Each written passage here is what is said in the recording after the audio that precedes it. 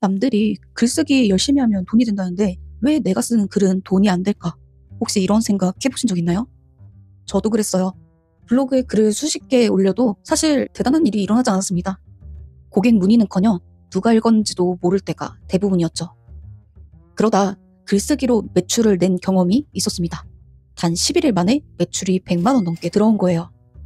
물론 매번 그렇게 벌린다. 그러니 글쓰기 해라. 이런 얘기를 하고 싶진 않습니다. 어디까지나 그건 일시적인 수익이었으니까요. 하지만 그 경험 덕분에 글쓰기가 진짜로 사업에 도움이 될 수 있구나 하는 확신을 갖게 됐습니다.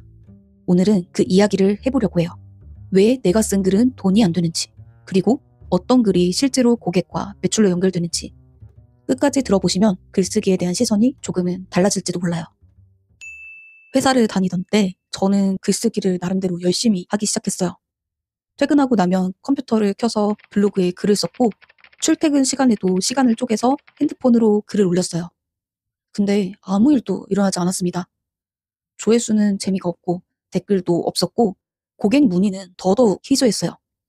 글이 쌓여가는 걸 보면서 나름대로 뿌듯한 마음도 있었지만 시간이 지날수록 허무감이 더 올라왔습니다. 이렇게 계속 쓰면 과연 뭐가 달라지긴 할까? 내가 글을 정말 못 쓰나? 다른 사람들은 글로 수익도 낸다는데 왜 나만 안 될까? 그때의 기분은 마치 밑 빠진 독에 물을 붓는 느낌이었어요. 노력은 계속해서 하고 있는데 그냥 남는 것 없이 다 사라져버리는 느낌?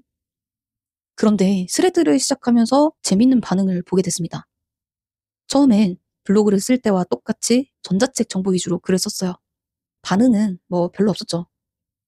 그러던 어느 날 지식 사업을 하면서 현타 오는 부분, 제가 생각하는 강의란 어때야 하는가, 이런 것들에 대해서 그냥 솔직하게 적었어요. 놀랍게도 그 글이 몇천 회의 조회수를 기록했습니다.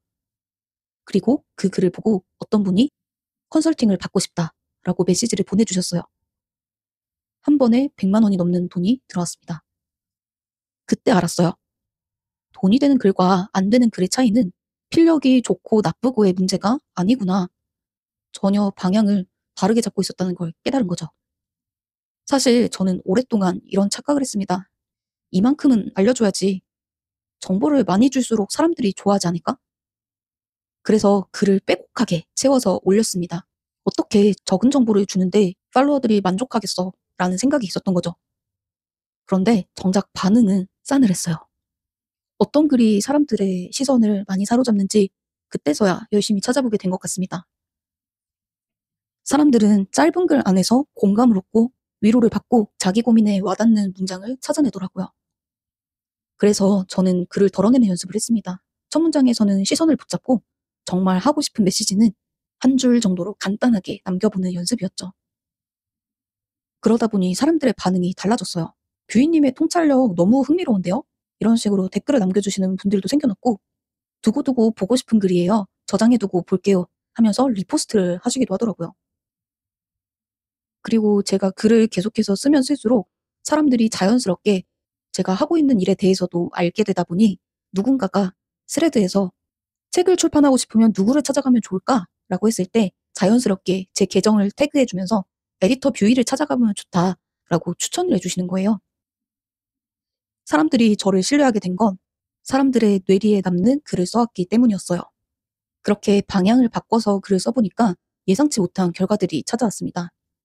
출판 상담을 신청하는 분들도 많이 생겼고 제 클래스를 찾는 분들도 자연스럽게 늘어났습니다.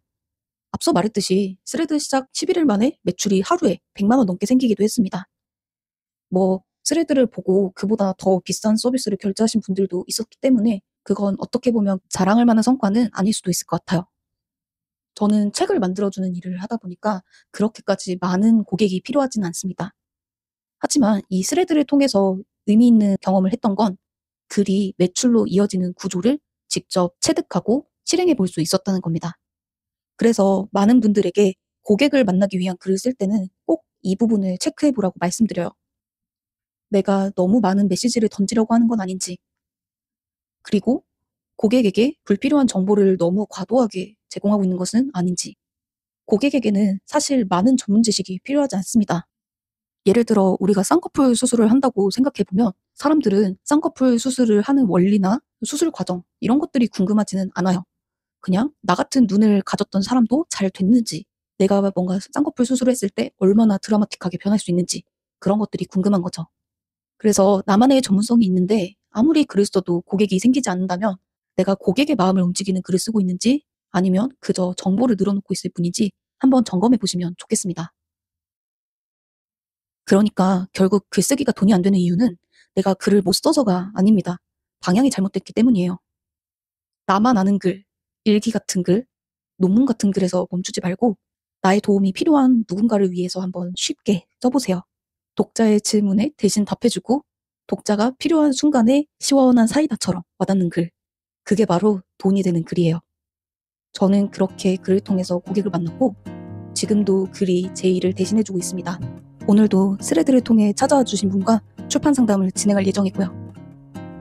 글쓰기를 통해 고객을 만나고 싶다면 이런 글을 한번 적어보면 좋을 것 같아요. 내가 쓰는 글은 누구를 위한 글일까?